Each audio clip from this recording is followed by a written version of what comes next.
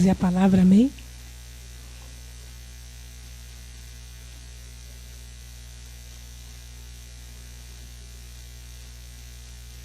Amém. Senhor, ó Pai, muito obrigado, Senhor amado. Seja abençoando, Senhor, a sua missionária, Pai. A Bispa Sueli, Senhor, para trazer a tua palavra aos nossos corações. Em nome de Jesus, nós te agradecemos. Amém. Glória a Jesus. Glória a Jesus. Oh, bendito é o nome do Senhor. Para Ele seja toda a honra, toda a glória, todo louvor, toda adoração. Ele é digno de receber, amém? Levante as suas mãos aos céus nessa hora e comece a adorá-lo. Comece a adorá-lo, comece a dizer: é para ti, Senhor, é para ti, Senhor. A razão de eu estar aqui, Senhor, é o Senhor. A razão do culto é o Senhor. O motivo do culto é o Senhor. A razão de eu estar aqui, Senhor, é porque o Senhor me atraiu para ti, Senhor. O Senhor me atraiu com cordas eternas de amor. Aleluia, aleluia. Adore ao Senhor nesta hora. Diga: eu sou grata, Senhor, eu sou grato. Eu sou grato, Senhor, eu sou grata. Aleluia, aleluia, aleluia, aleluia. Aleluia, aleluia, aleluia. Te adoramos, ó Rei dos Reis e Senhor dos Senhores. Para ti, Senhor, para ti, Senhor, é a nossa adoração nesta noite. Oh, aleluia. Tu és o mesmo, Senhor. Tu és o mesmo ontem, hoje, o será para sempre. De eternidade a eternidade, tu és Deus, aleluia. De eternidade a eternidade, tu és Deus. Tu existes nas eras da eternidade. Para sempre seja exaltado, para sempre seja glorificado, Senhor. Seja glorificado aqui, nessa hora. Seja glorificado aqui, Senhor, na nossa vida. Seja glorificado aqui, Senhor, neste momento. Ori alamashene kanamanaya surimianda. Oh, Senhor, nós clamamos. Oh, que os céus se unam aqui, na pessoa gloriosa do Senhor Jesus Cristo. Céus e terra unidos agora, na pessoa do nosso Senhor Jesus Cristo. Uma atmosfera limpa. Uma atmosfera limpa nessa hora. Declaramos céus abertos sobre nós. Céus abertos sobre este lugar. Céus abertos sobre esta igreja. Céus abertos sobre este bairro. Agora mesmo. Em o nome poderoso de Jesus Cristo. Em o nome de Jesus Cristo. Graças te damos. Haja anjos se movendo neste lugar, Senhor. Haja anjos se movendo neste lugar. Haja uma ordenação angelical da tua parte neste lugar, nesta noite. Oh Pai, nós te louvamos pela tua graça, pela tua bondade, pela tua misericórdia, pela tua benignidade para conosco. Nós te louvamos, Senhor. Nós te adoramos por isso. Te adoramos para sempre. Amém e amém. Aplauda o Senhor Jesus. Ele é digno de receber, Ele é digno, Ele é digno, Ele é digno, Ele é digno. Só Ele é digno, só Ele é digno, só Ele é digno, só Ele é digno, só Ele é digno, só Ele é digno de receber a honra, a glória e todo o louvor. Aleluia, aleluia. Te adoramos, Senhor, aleluia. Glória a Jesus. A paz do Senhor, meus amados e amadas. Graças a Deus, a paz, bispo. Deus abençoe. Um prazer estar aqui com vocês, pastora. Muito obrigado pelo convite, pastora Vera, Luciana, bispo Djalma, todo o corpo ministerial, as mulheres dessa igreja, né, representada aqui pela pastora, a mulher, né, que Deus constituiu como líder principal, né, dessa igreja, e todo o corpo ministerial de mulheres. Que Deus abençoe, amém, a todas as mulheres que trabalham no ministério, que vocês possam desfrutar das bênçãos de Deus. E, como disse a missionária, que vocês possam colher com alegria. Amém? Porque semeamos muitas vezes chorando, mas colhemos com alegria. Aleluia. Você crê nisso? Glória a Deus. Eu também. Às vezes, quando a gente está semeando chorando, às vezes é meio difícil da gente crer. Né? Sim ou não? Né? Às vezes é meio difícil da gente crer de que nós colheremos um dia com alegria. Mas a palavra do Senhor diz que assim será. E se a palavra do Senhor diz que assim será, assim? Amém. Porque a palavra de Deus é o martelo, né? Ela é o que define, o que decide. Glória a Deus. Eu quero que você abra a sua Bíblia comigo em 1 Samuel, no capítulo 1. Glória a Jesus.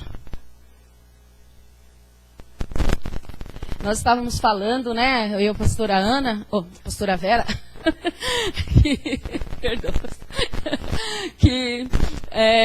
nós temos muitos motivos para agradecer a Deus.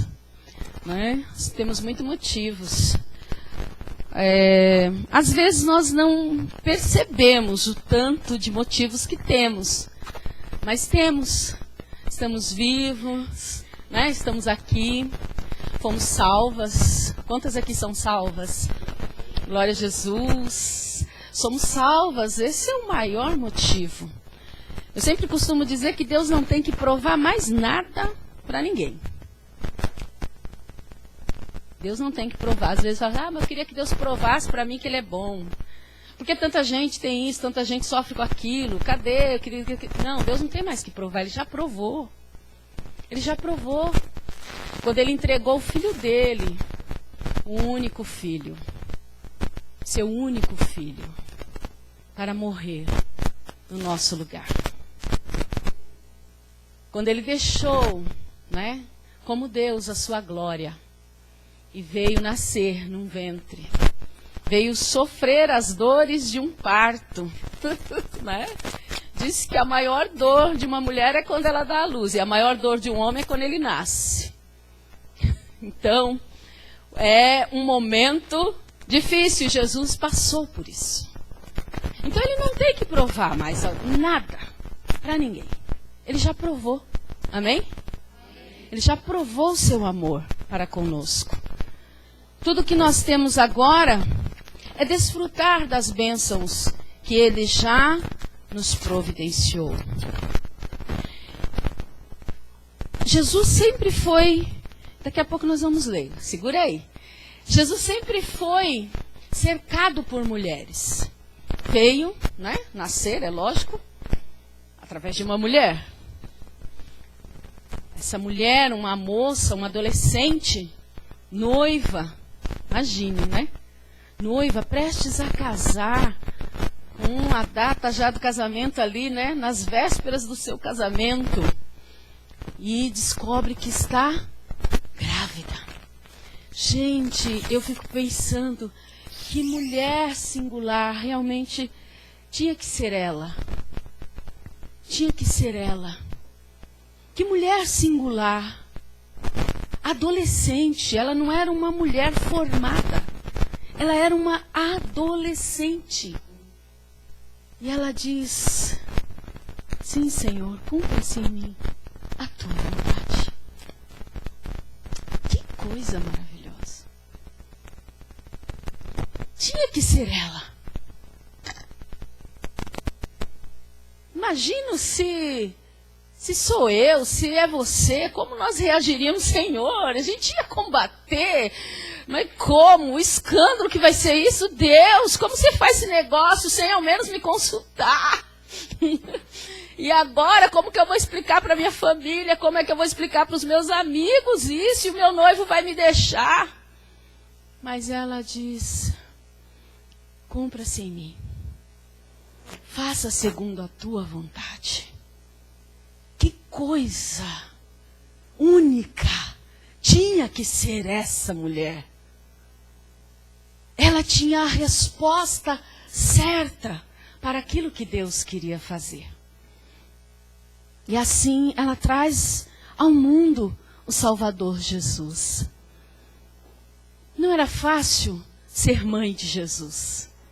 Imagino que não foi fácil para ela ser mãe do Salvador.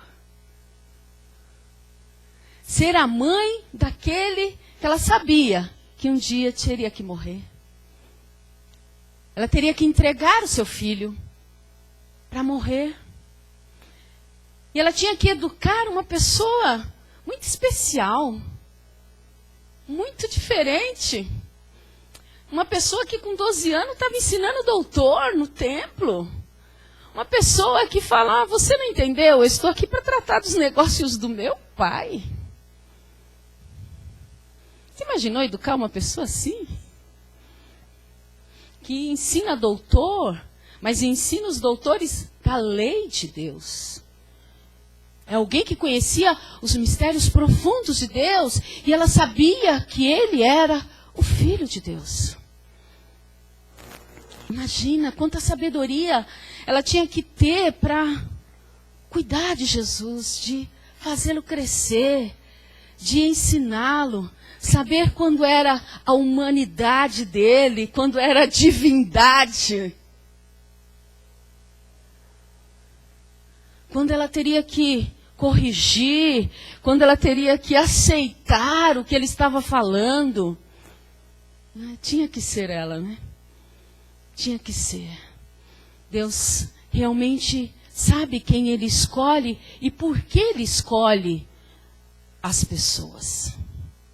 Nós muitas vezes não conseguimos entender isso, mas Deus sabe por quê. Aquela moça, uma simples adolescente, muitas vezes, né, nós olhamos para os adolescentes e dizemos, eles são o futuro. Ela não era o futuro, ela era o presente. Alô? Quantas vezes nós olhamos e dizemos, são o futuro? Não, ela não era o futuro, ela era o presente de Deus, era o momento, era o já, era o kairos de Deus para a humanidade. E ela era só uma adolescente. Jesus, então, sempre foi cercado por mulheres. E Jesus sempre honrou e dignificou as mulheres. Jesus sempre tratou as mulheres com uma diferença para o tempo e para a cultura da época. Jesus agia diferente com as mulheres. E eu vejo passando pela vida de Jesus mulheres como Maria Madalena, né? Maria de Magdala, né? Madalena não é seu sobrenome. Na realidade, ela chama Maria de Magdala, ela era dona de uma vila chamada Magdala. Ela era uma mulher muito rica, era uma mulher de muitas posses, mas também ela era esquizofrênica. Ela sofria de esquizofrenia porque era possuída por demônios. E Jesus liberta Maria de Magdala dos demônios. Imagina, ela tinha 7 demônios, então um falava para ela ser de um jeito, outro falava para ela ser de outro jeito, e ela ia agindo conforme os demônios falavam. Eles controlavam a vida dessa mulher. E um dia Jesus passa pela vida dessa Maria. E Jesus muda a história de Maria de Magdala. A partir dali, Maria de Magdala começa a seguir a Jesus. E ela pega os bens dela e coloca à disposição do ministério de Jesus Cristo. Ela era uma sustentadora do ministério de Jesus. Oh, isso é gratidão. Alô? Maria, mãe de Jesus, segue Jesus por toda a vida. Ela cuida de Jesus enquanto bebê, ela amamenta, ela vê aquela criança crescer, ela vê se tornar um homem, e ela continua seguindo a Jesus agora, não como um filho, mas como o seu Salvador. Isso é gratidão. Aleluia. uma outra mulher passa pela vida de Jesus. E havia algo ruim que estava acontecendo no corpo dessa mulher. Essa mulher estava com uma hemorragia. E a Bíblia diz que ela sofria de uma hemorragia há 12 anos. 12 anos. Imagine isso. Você que é mulher, pode imaginar o sofrimento dessa mulher. Sangrando durante 12 anos. 12 longos anos. E essa mulher perde tudo que ela tem. Todas as posses, todos os bens. Ela gasta tudo com os médicos. Porque ela pensou que os médicos tinham a solução para ela. Ela também era uma mulher de posses. Mas ela gasta tudo por causa da sua doença. E não resolve. E ela continua sangrando. Provavelmente ela era anêmica, não é? Fraca. Mas também sabemos que pela lei ela não podia ter contato com as pessoas. Ela não podia tocar em ninguém. Então, se ela era casada, o marido dela tinha o direito de pedir o divórcio. Porque ele não podia tocá-la. E quem tocasse em uma mulher com um fluxo sanguíneo, a Bíblia diz que pela lei ficaria imundo. E tudo que ela tocasse ficava imundo. Então ela vivia isolada. Se ela tinha filhos, os filhos foram tirados dela. Porque ela não podia tocar nos filhos. Você percebe como é importante o relato bíblico quando diz que ela tocou no manto de Jesus. Ela teve uma ousadia extraordinária. Ela se moveu para o seu milagre. Ela não ficou estacionada esperando o milagre. Mas diz que ela ouviu falar de Jesus. Ela ouviu falar que Jesus estava fazendo milagres, que Jesus estava curando. Então ela falou, eu vou sair deste lugar que eu estou. Eu vou sair do isolamento. Alô? E eu vou tocar em Jesus. E ela vai e consegue acessar, passa, né? Por tudo que ela precisou passar, e acessa Jesus, passa pela multidão, toca em Jesus, e diz que imediatamente ela foi. Aleluia. Glória a Jesus. Alguns historiadores dizem que essa mulher se chamava Joana. E Lucas relata que Joana estava ao pé da cruz no momento da crucificação. Lá estava Maria Madalena, lá estava Maria, mãe de Jesus, outra Maria, algumas outras mulheres, e Lucas cita Joana. Joana, para alguns historiadores, é a mulher que limpou o rosto de Jesus. Tirou o sangue do rosto de Jesus. E daí, né, o santo sudário. Isso é gratidão. Eu vou segui-lo por onde ele for. Até a cruz. Até a morte. Até o fim. Aleluia. Havia uma outra mulher que passou pela vida de Jesus. E essa mulher fazia 18 anos que só conseguia olhar o chão. E Jesus decide libertá-la. Oh, aleluia. Jesus liberta aquela mulher que há 18 anos andava encurvada. E a Bíblia diz, então, que aquela mulher se endireitou. Aleluia. E eu imagino que a primeira face que ela viu agora foi a face de Jesus. Aleluia. Oh, aleluia. Jesus andou tocando as mulheres, tratando-as com respeito, tratando-as com dignidade, restaurando a saúde física, saúde mental, saúde emocional, trazendo equilíbrio para as mulheres. Mulheres, muitas delas que eram desonradas, que não tinham mérito. No entanto, Jesus deu a elas mérito, deu a elas honra. Jesus dignificou a vida das mulheres na época em que ele viveu. Jesus trouxe justiça. Jesus olha para uma mulher samaritana e ele dispensa os discípulos, né? Vamos comprar lá pão. E ele fica sozinho. E ele começa a conversar com uma mulher samaritana. Um judeu não podia falar com um samaritano. E ainda mais sendo um homem judeu falando com uma mulher. E Jesus começa a falar com ela. Oh, aleluia.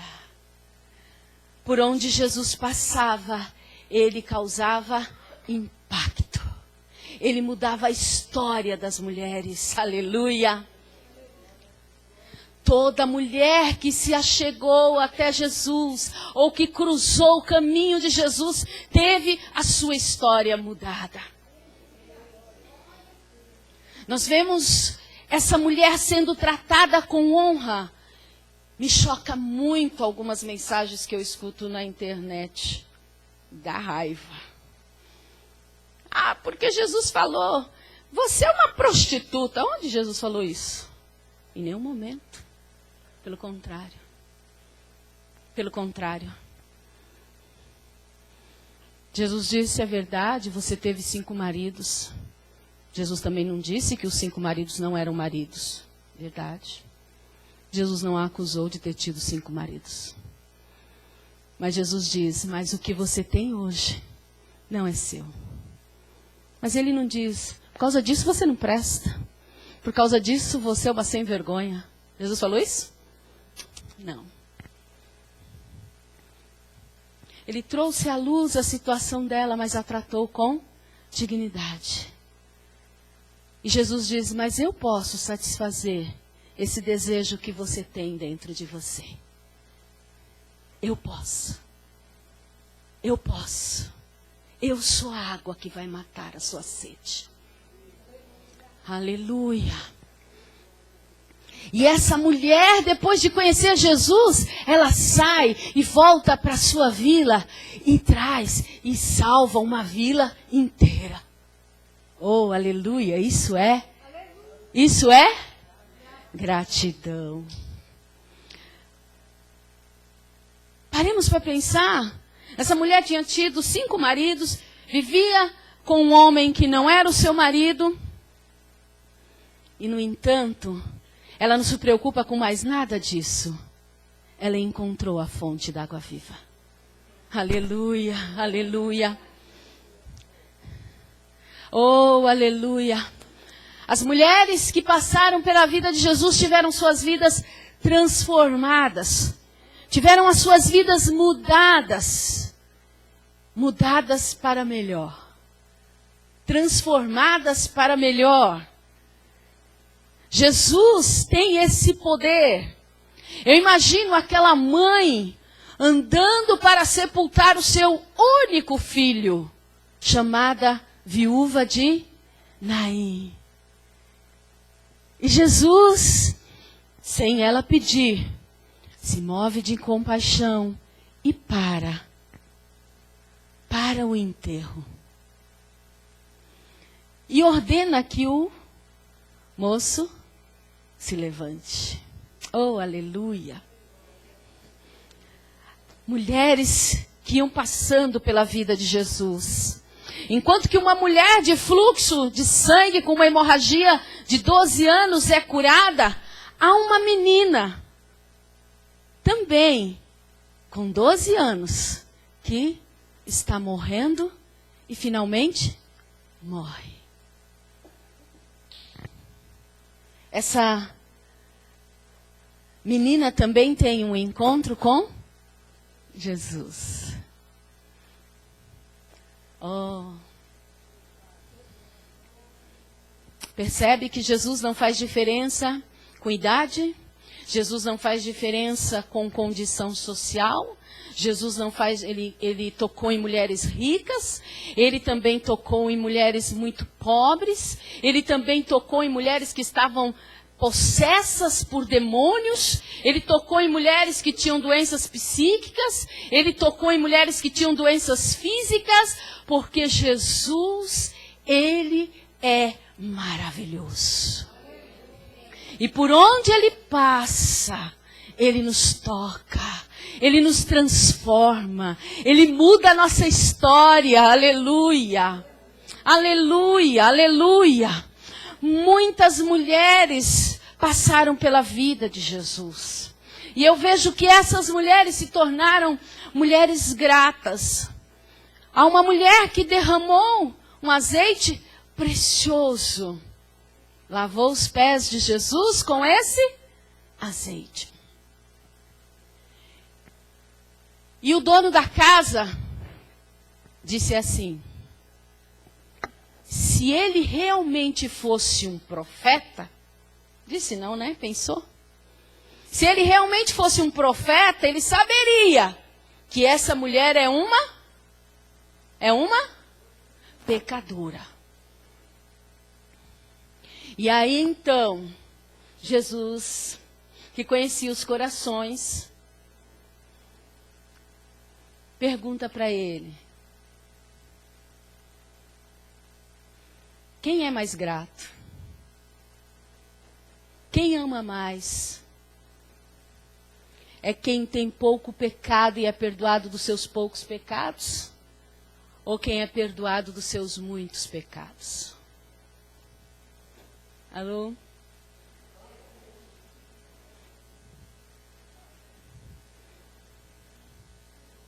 Quem é mais grato? Aquela mulher não mediu esforços, não se importou com o que iam pensar dela, não se importou com o que estavam falando dela, simplesmente ela pegou e jogou o seu azeite.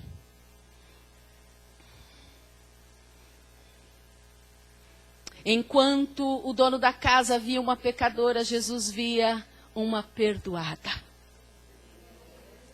Oh, aleluia! O dono da casa via somente uma mulher pecadora. Jesus não, Jesus via uma mulher perdoada e grata. Alô? Gratidão também passa por um ato, uma ação, atitudes que nós tomamos, reações que nós damos para o Senhor Jesus. Maria o seguiu por toda a vida, sua mãe. Eu lembro e penso no momento onde houve o corte umbilical de Jesus. Eu creio que foi nas bodas de Canaã. Até ali Jesus era o filho, que ela sabia que era filho de Deus, mas era o filhinho da mamãe. Ali ele deixa de ser o filho da Maria para se tornar o Salvador. E agora ela tem que se posicionar diferente. Não mais como a mãe que está cuidando, que está direcionando, mas como a seguidora, discípula, serva fiel. Amém? Jesus deseja que nós tenhamos um coração agradecido. E muitas vezes, e todas essas pessoas que eu falei, passaram por momentos muito difíceis nas suas vidas. E enquanto passavam por esses momentos difíceis, talvez não pensasse que poderiam desfrutar de algo melhor. Essas mulheres, mas elas tiveram um encontro com Jesus. E esse encontro mudou a história delas. Alô? Você está aqui? Você está comigo? Quando encontramos Jesus, a nossa história muda. Quando temos um encontro com Cristo, a nossa história muda. Há um divisor de águas. Não somos mais da mesma maneira. Aleluia. Por isso, nesta noite, enquanto falamos de gratidão e de quantas coisas nós temos a agradecer, nós precisamos compreender que o processo de sermos gratos muitas vezes passa por caminhos dolorosos. Mas nós temos que aprender a sermos gratos também nos caminhos dolorosos. Ou principalmente, porque é fácil ser grato quando tudo vai bem. Certo? Eu sempre digo, falar que eu sou boa é muito fácil. Agora eu quero ver eu ser boa quando alguém é ruim comigo. É nessa hora que eu tenho que mostrar bondade, não é? Não é, gente? Então, o fruto do Espírito, ele tem que se manifestar nas situações adversas que passamos. É nessa hora que sabemos que temos aquele fruto do Espírito.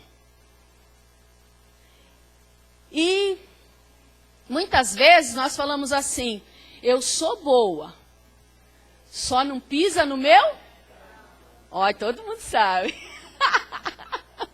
Só não pisa no meu calo. É bem assim. Quer dizer que a gente ainda tem um calo, né? A gente ainda tem um calo. Mas crente não pode ter calo.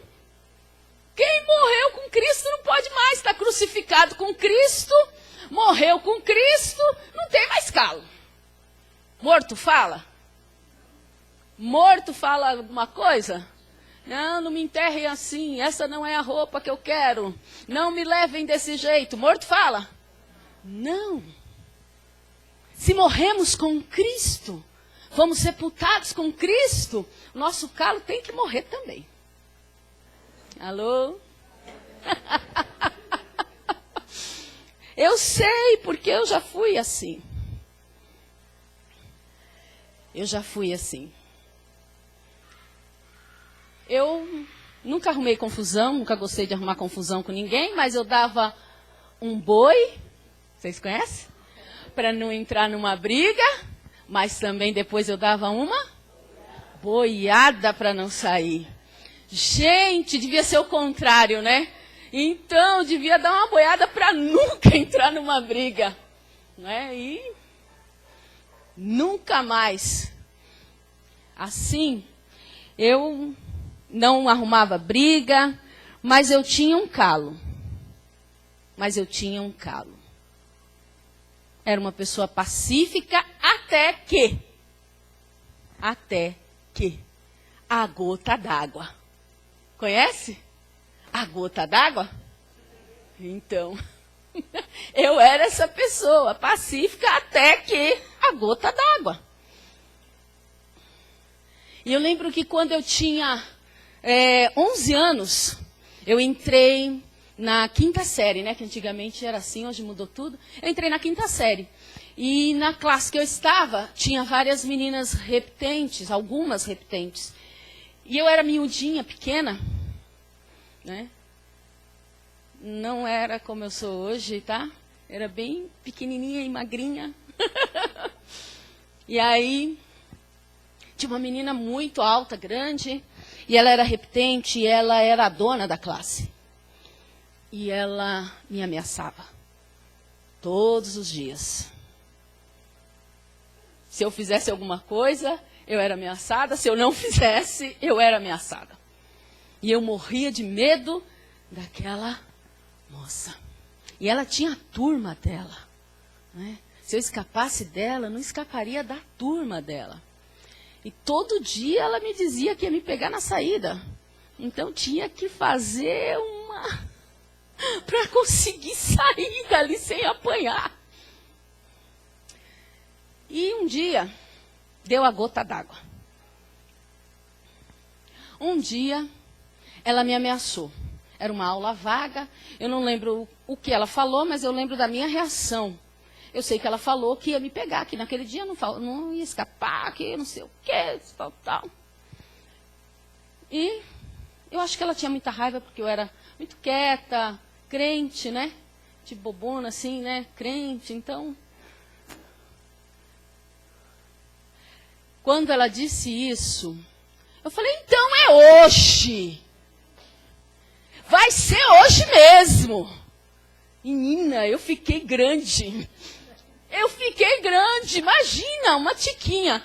É hoje mesmo. E finalmente chegou a hora que acabou a aula. E eu tremia. Mas eu tinha falado que era hoje. E era hoje mesmo. E lá fui eu para a saída. Não podia agora fugir. Eu já tinha fugido um monte de vezes. E eu fui para a saída. E quando nós saímos, eu creio que nós saímos mais cedo. A nossa classe saiu mais cedo. E quando nós saímos, ela já veio para cima de mim. E simplesmente, eu bati tanto nessa moça, e eu queria matar ela, sabia?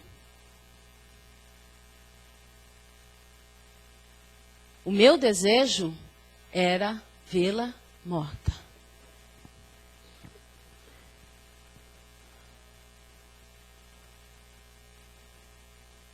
E eu bati. Ela me machucou, me bateu também. Aí, por fim, conseguiram separar a gente. Eu fui embora com uns arranhão. Ela foi embora com o rosto todo machucado. Eu fui embora com algumas unhas, porque ela lutou de unha, eu lutei de soco. E aí, fui embora com um pé de chinelo só. Um pé de chinelo só. E fui suspensa. 3 dias de suspensão. Passei na casa da minha tia, que era perto.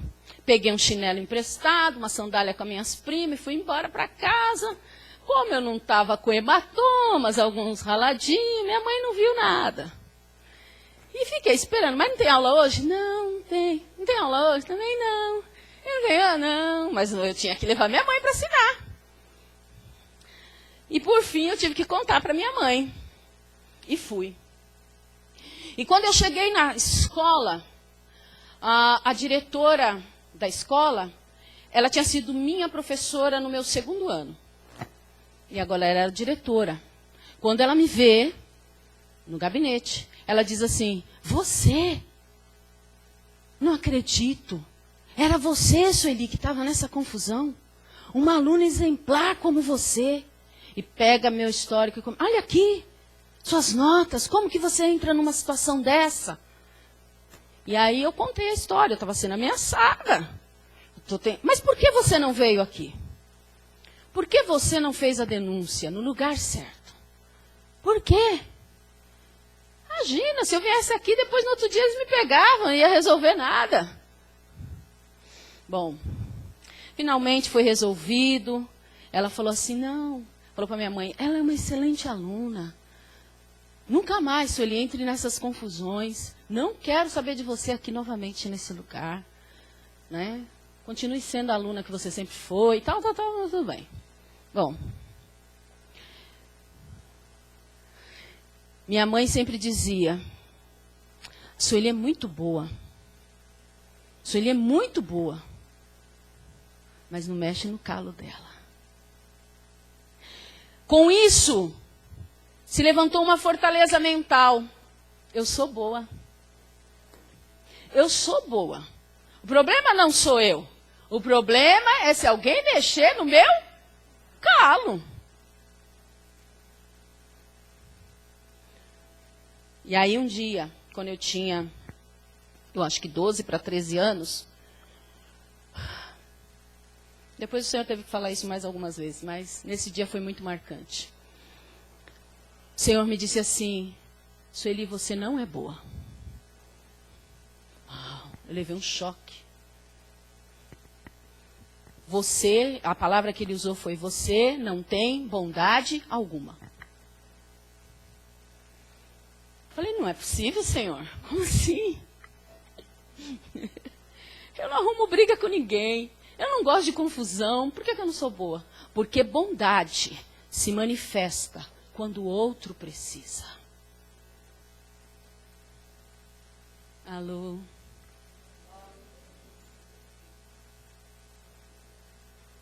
Tudo bem? Estamos aqui? Tá caindo as fichas? E aí então eu me arrependi. Eu tinha 12 para 13 anos. Eu me arrependi porque eu vi que eu não tinha bondade alguma. Porque a bondade realmente precisa ser manifestada nessa hora em que o calo dói. É a hora que a pessoa é ruim. É a hora que ela precisa da sua bondade.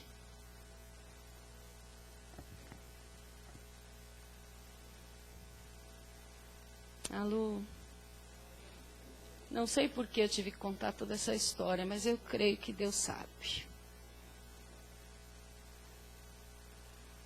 Deus nesse dia me trouxe uma grande libertação. Algumas outras vezes ele teve que me fazer lembrar. E aí eu fui aprendendo que quando nós queremos nos parecer com Jesus, nós temos que manifestar o fruto do Espírito Santo. E o fruto do Espírito Santo realmente é ser o contrário a tudo aquilo que nós estamos vendo no momento. Precisamos ser longânimo, ter um ânimo longo, acrescido no meio das dificuldades, dos problemas. Precisamos ser manso, termos mansidão. Amém? E a mansidão é um fruto do Espírito também muito interessante. Mansidão é poder sobre controle. Alô?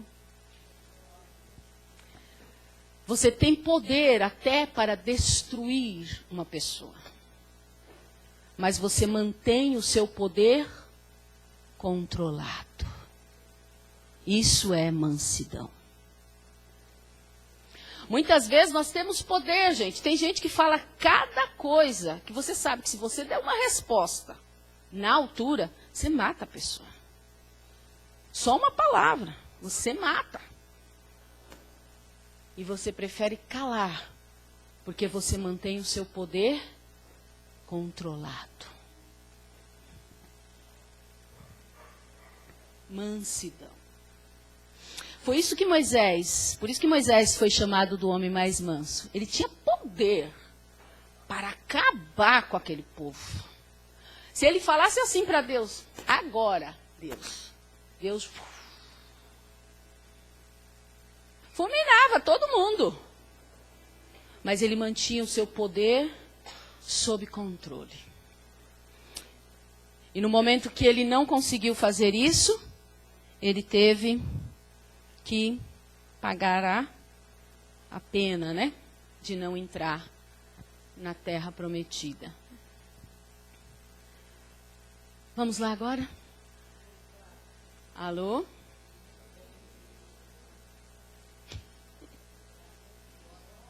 Senhor está aqui, amém? Ele quer nos ensinar a sermos pessoas gratas, a sermos pessoas melhores, a vivermos uma vida melhor, a sermos pessoas saudáveis espiritualmente falando, saudáveis com Deus e com os nossos relacionamentos. 1 Samuel 1 diz assim: houve um homem de Ramá, Taim, Zofim, da montanha de Efraim, cujo nome era Eucana, filho de Jeroão, filho de Eliú, filho de Tou, filho de Zufi, Efrateu. E este tinha 2 mulheres, o nome de uma era Ana e o nome da outra Penina. Penina tinha filhos, porém Ana não tinha filhos. Subia, pois, esse homem da sua cidade de ano em ano a adorar e a sacrificar ao Senhor dos exércitos em Siló. E estavam ali os sacerdotes em Siló. E estavam ali os sacerdotes do Senhor, Ofni e Finéia, os 2 filhos de Eli. E sucedeu que no dia em que Eucana sacrificava, dava ele porções do sacrifício a Penina, sua mulher, e a todos os seus filhos e a todas as suas filhas. Porém a Ana dava uma parte excelente, porquanto ele amava Ana. Porém o Senhor lhe tinha cerrado a madre. E a sua competidora excessivamente a irritava para a embravecer, porquanto o Senhor lhe tinha cerrado a madre. Alô. Nós vemos aqui uma situação muito peculiar. O livro de Samuel começa contando a história desse profeta Samuel. E começa contando a história dos seus pais. Seu pai, que era da tribo de Efraim. E eu acredito que Ana era a primeira esposa de Eucana. E como Ana não tinha filhos, era estéril, a lei concedia o direito do homem ter uma segunda esposa. Então, eu acredito que Eucana escolhe então agora Penina como sua segunda esposa. E essa segunda esposa começa a gerar filhos e filhas. Não sabemos quantos, mas nós vemos que há um plural aqui, né? Filhos e filhas. E ele tratava os filhos, dava a porção deles, dava a porção de Penina, mas ele amava muito Ana. Ele amava muito essa esposa que ele tinha. Então a ela, ele dava uma porção maior, dava uma parte maior. Mas a Bíblia diz, o Senhor tinha fechado o ventre de Ana. O Senhor, grave isso, o Senhor fechou o ventre de Ana.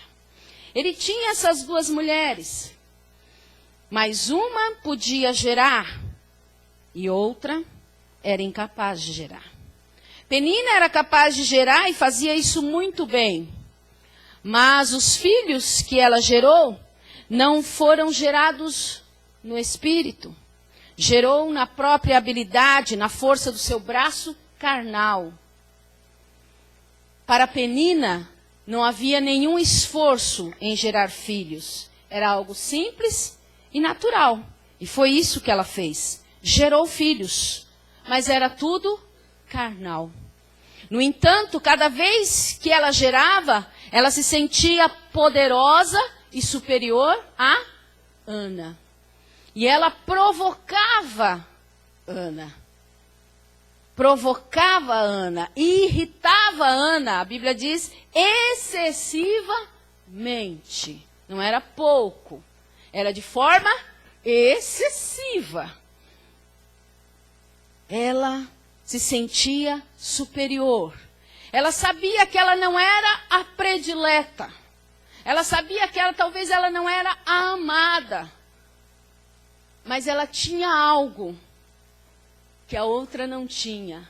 ela tinha o poder de gerar uma descendência para Eucana. E isso fazia ela se sentir superior. Penina gerava na carne fora do propósito. E apesar de aparentemente ser o melhor, pois era mais fácil, sem dificuldade alguma, o propósito não estava com Eucana e Penina. O propósito estava com Eucana e Ana. Por quê? Por quê? Por quê? Alguém responde? Por que o propósito estava com Eucana e Ana? Porque de Eucana e Ana nasceria um dos maiores profetas de Israel, Samuel. Então o propósito não era Penina e Eucana, o propósito era Ana e Eucana. Deus tinha um propósito. E a palavra diz que ele mesmo fechou o ventre de Ana. Penina gerava na carne, gerava na força que tinha, e apesar de fazer tantos filhos, não fez nenhuma história através dos muitos filhos que teve. Pois aquilo que é gerado na carne se acaba quando a carne acaba. Alô? Aquilo que é gerado na carne se acaba quando a carne acaba. Hoje eu pergunto para você, mulher. Hoje eu pergunto para a mulher igreja que está aqui. Para a igreja que também é representada como uma mulher. Nós temos um ventre gerador. O que estamos gerando? O que estamos gerando? O que você tem gerado é na sua força? É no seu braço? É na sua carne? É na sua vontade? Porque aquilo que é gerado na carne se acaba quando a carne acaba. Assim muitos estão gerando de uma forma carnal. Gerando não para cumprir um propósito, mas para satisfazer uma necessidade humana. E ter necessidades humanas não é pecado. Alô? O problema é fazer que essas necessidades se cumpram fora de um propósito.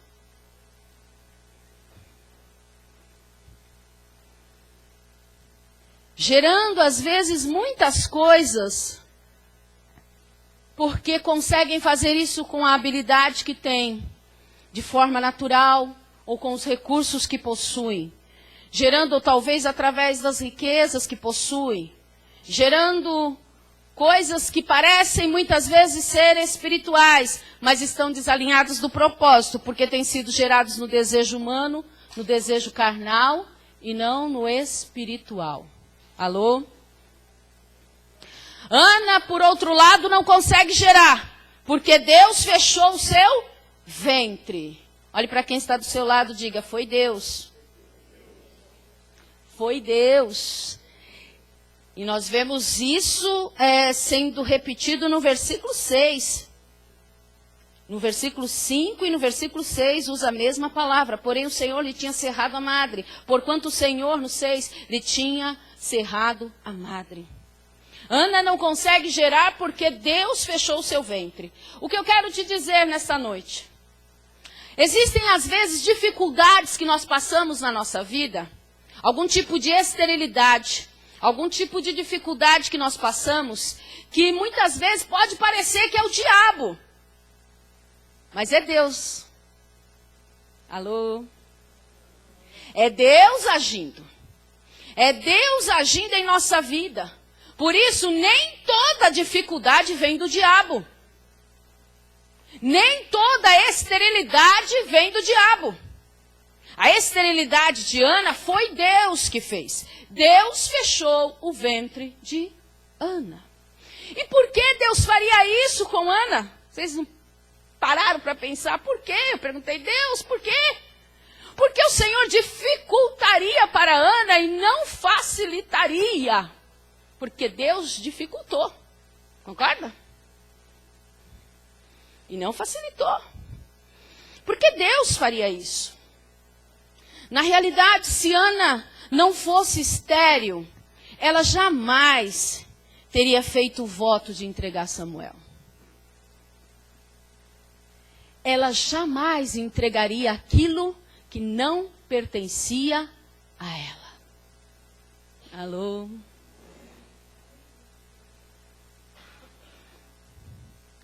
Ela geraria com toda facilidade. Ela não precisaria clamar, orar e gerar Samuel no espírito. Se Ana não fosse estéril, ela não precisaria fazer esse voto e o propósito não se cumpriria. Porque quando Deus uniu Eucana e Ana, ele tinha um propósito de trazer Samuel para a terra. Através da vida de Eucana e Ana. Tanto que Samuel não nasce de Penina e Eucana. O propósito estava com Ana. Deus uniu eles para trazer Samuel para a terra. E através da vida deles, se Ana não fosse estéril, ela ia gerar na carne, fora do tempo, sem dificuldade alguma, e jamais entregaria Samuel para servir no templo. Agora, porque Ana era incapaz de gerar, ela busca em Deus, o único que poderia lhe conceder essa bênção. E pela oração ela gera o propósito. Ela gera no espírito o filho Samuel. E entende que essa primícia não pertence a ela, pertence ao Senhor. Aleluia, aleluia. Depois, Deus abençoa Ana. E ela gera outros filhos e filhas. Aleluia, aleluia. Oh, glória a Deus. A palavra do Senhor que diz que ela concebeu depois e teve 3 filhos e 2 filhas. Depois que o propósito havia sido cumprido. Deus já tinha o profeta Samuel, o profeta que ele desejava para cumprir um tempo, uma história em Israel. Deus precisava que Samuel nascesse naquele tempo, naquela época, e através de uma mulher singular.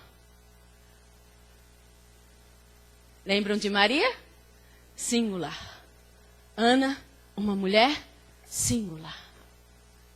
Só Ana poderia fazer isso. Eu acho que eu não sei se faria. Pegar um filho desmamado e levar para o templo. E entregar. E só vê-lo uma vez por ano. Uma vez por ano, quando eles subiam para adorar. Então, Ana via Samuel crescendo e disse que ela levava todo ano uma túnica nova para ele. Oh, aleluia.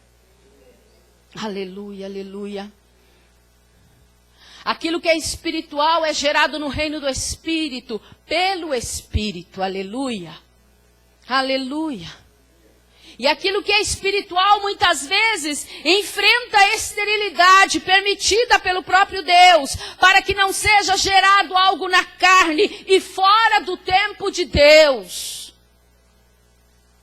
Sem que haja uma busca, uma entrega, um clamor, uma oração, uma rendição, um pacto com Deus, de entregar aquilo que vai ser gerado no Espírito. Pois aquilo que é gerado no Espírito nunca poderá ser removido do reino do Espírito. Alô?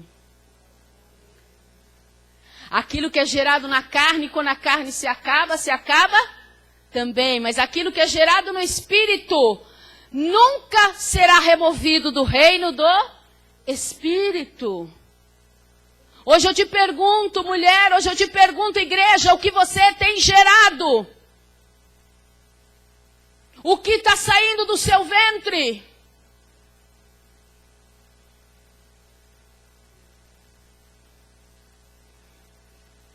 O ministério do Espírito muitas vezes enfrenta dificuldades. Mas aquilo que é gerado para Deus tem a hora certa, o tempo certo de nascer e de ser entregue ao Senhor. Samuel fazia parte do relógio de Deus para Israel. Tempo certo para nascer e agir na história de um povo.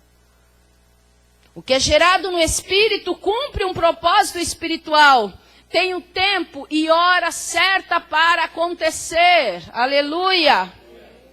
Mas aquilo que é gerado na carne passa. Aquilo que é gerado no Espírito permanece para sempre diante do Senhor.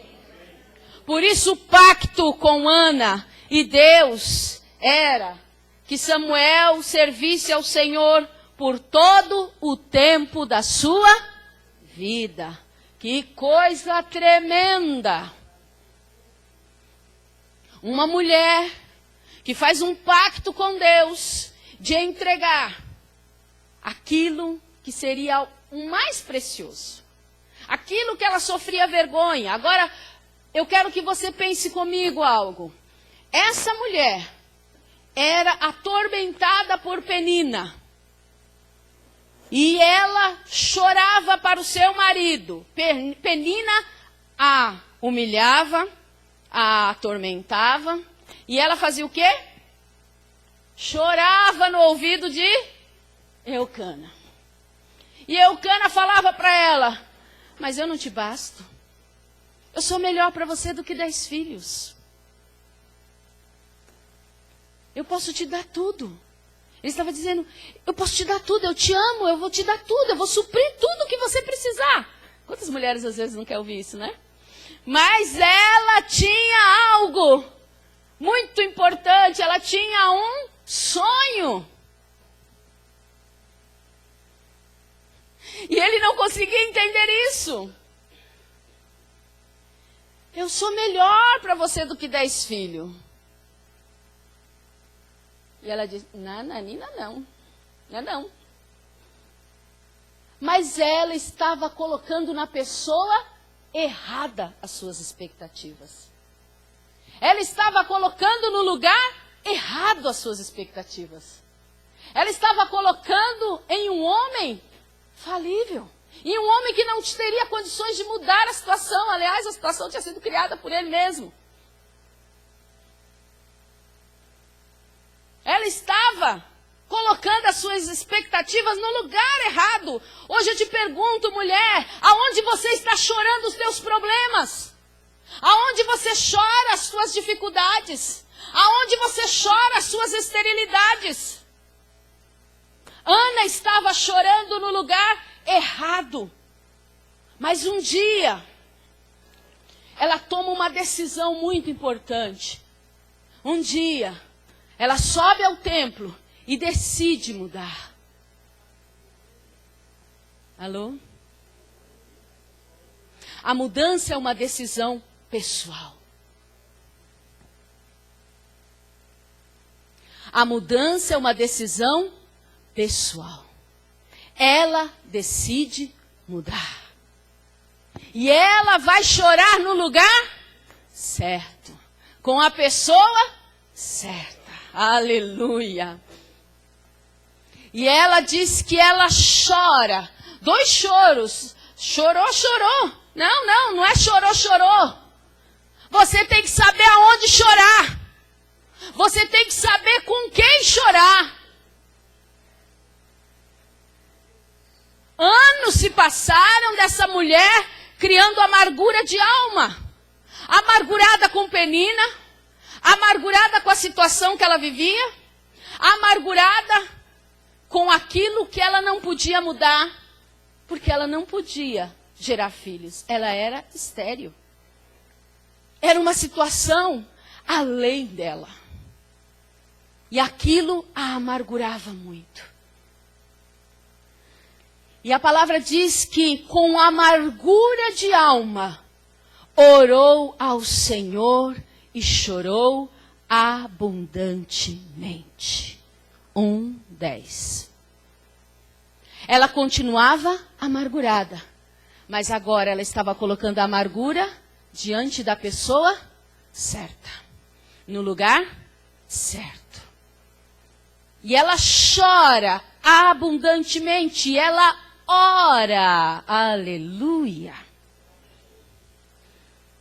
Quantas vezes talvez ela tenha chorado, quantas vezes ela pode ter reclamado, mas agora a posição dela é diferente. Ela chora diante do Senhor abundantemente e ela faz um pacto com Deus. E ela faz uma aliança, um voto. E ela diz, se benignamente, Senhor, o Senhor atentar, olhar para a minha aflição, e de mim o Senhor se lembrar, e da tua serva o Senhor não se esquecer, mas se o Senhor der à tua serva um filho varão, ainda pediu um filho homem, ao Senhor, oh aleluia, eu o darei. Olha aí, gratidão. Ao Senhor eu darei. Ela poderia querer reter aquilo. E talvez até ali ela quisesse reter. O que é a diferença dessa oração de Ana para todas as outras que ela fez? É que nesse dia cai a ficha de que ela precisava primeiro gerar para Deus. Hoje eu quero que você entenda, Deus quer que você gere para Ele. Deus quer usar o seu ventre. Deus quer que você gere propósitos do reino. Deus quer que você gere coisas espirituais. Deus quer que você gere coisas no espírito primeiro. E assim, Ana entende naquele momento que aquilo que ela viria a ter não seria dela, mas sim do Senhor. E o versículo 12 diz, e sucedeu que perseverando ela em orar. Aleluia. Ela não somente orou, não somente votou, mas perseverou na oração. Porque muitas vezes oramos, choramos, votamos, mas não perseveramos na oração, até que a resposta do Senhor venha. Nós só podemos parar de orar quando a resposta do Senhor vem. E a resposta do Senhor veio para Ana através do sacerdote. O sacerdote Eli, ele chega e ele, a princípio, pensa que ela está embriagada, né? Depois ele descobre que não, que ela era uma mulher aflita, de espírito, atribulada. E aí, depois que ela conta a história para ele, então, ela disse que estava falando com o Senhor. Ele diz, vai em paz. E o Deus de Israel te conceda a tua petição que lhe pediste. Ela recebeu a resposta. Olha, ele era a maior autoridade em Israel. Nessa época não existiam reis. A maior autoridade era o sacerdote. Ele é a maior autoridade, ele é sacerdote, profeta.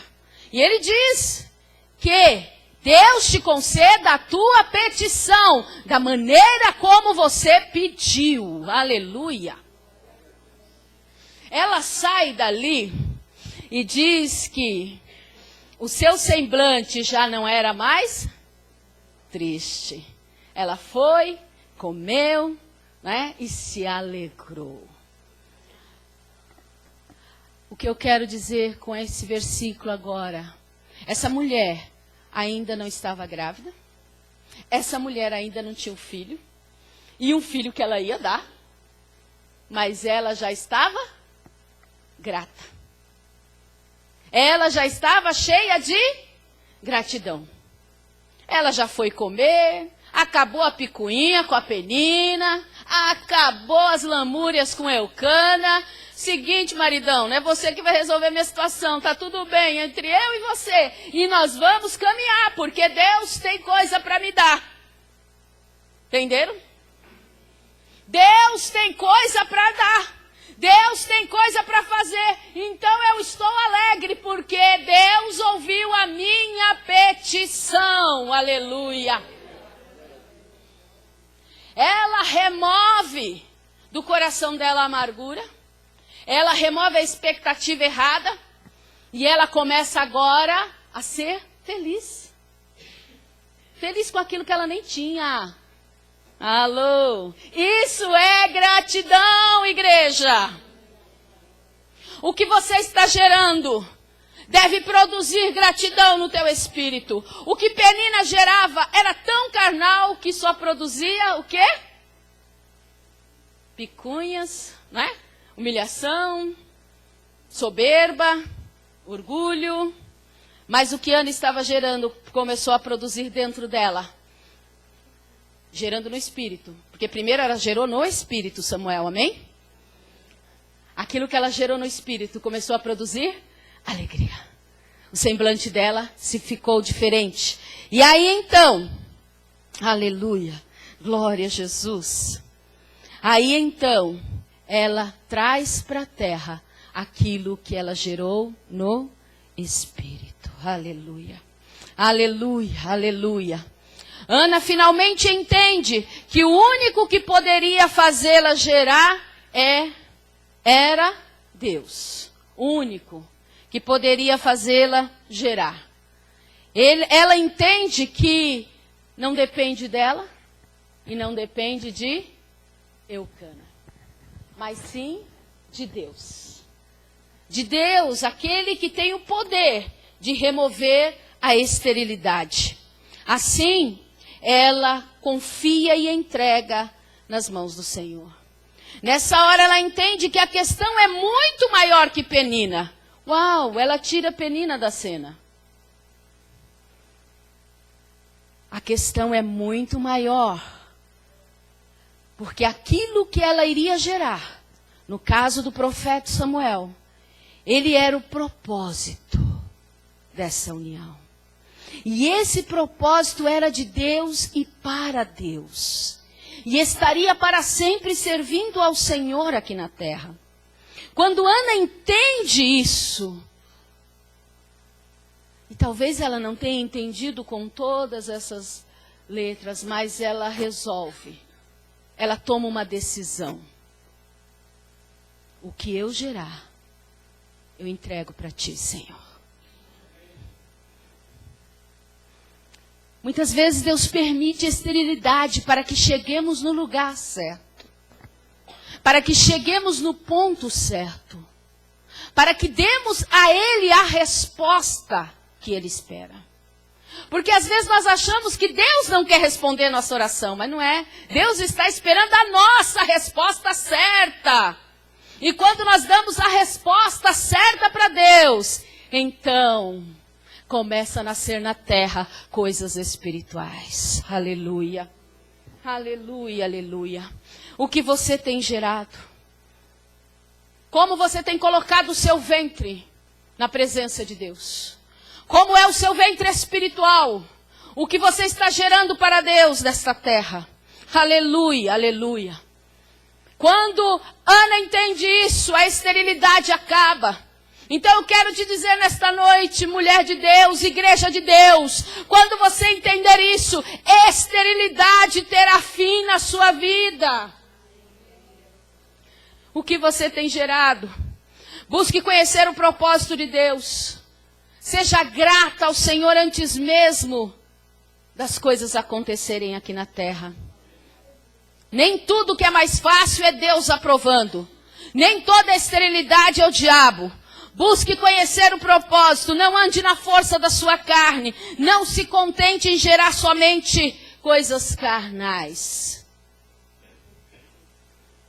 Que acontecem muitas vezes, porque temos recursos, técnica ou habilidade que facilita. Nem toda esterilidade ou dificuldade é ruim, ou Deus rejeitando alguém, ou Deus rejeitando um ministério. Mas sim, por meio dessa dificuldade, Deus quer levar você ao lugar de uma busca, de uma entrega, de uma resposta certa. E quando a terra responde da maneira certa aos céus, as coisas dos céus vêm para a terra. Aleluia. Aleluia, aleluia. Vá para esse lugar. Vá para esse lugar. O lugar da oração. O lugar aonde o que é espiritual é gerado. Vá para esse lugar. E busque aquilo que é espiritual. E não somente aquilo que é carnal. Ainda que muitas coisas carnais nem sempre são pecaminosas, ok? Não tem nada errado. Mas gere primeiro no Espírito. Dê prioridade para gerar coisas no Espírito. E sabe o que vai acontecer? O que aconteceu com Ana. Depois ela gerou mais 5 filhos. Quando você gera primeiro aquilo que é espiritual, Deus vai suprir aquilo que você precisa na sua carne. Aquilo que você precisa da forma material. Quando você gera primeiro as coisas espirituais. Mulher, nós temos um ventre espiritual. Igreja é comparada com mulher, não é à toa. Porque a igreja tem um ventre espiritual. Um ventre para gerar coisas poderosas no reino do Espírito. Deus nos chama hoje para sermos gratos. Não somente por aquilo que nós estamos vendo ou recebendo. Mas também como Ana, por aquilo que ela ainda nem tinha no seu ventre, nem nos seus braços. Grata por aquilo que não ficaria com ela. Grata por aquilo que não seria dela. Grata somente por ter um ventre gerador de uma vida. Oh, aleluia. Muitas vezes Deus quer nos tirar desse sentimento de posse e de possuir e de sermos o centro. Ana saiu de cena e entra Samuel. Aleluia. Não mais Ana, Samuel. E Samuel ocupou o cargo mais importante em Israel. Até Samuel não havia reis. Samuel é aquele que unge o primeiro rei, Saul. Até ali não havia reis. Deus falava através dos seus sacerdotes e profetas. Essa é a grandiosidade do que Ana gerou e do que ela teve que abrir mão. Há coisas que Deus pode pedir a você para gerar que você não vai poder segurar. Mas você vai ser um ventre gerador. Você vai ser aquele que vai orar, aquela que vai orar. Aquela que vai jejuar por aquilo. Aquela que vai ensinar.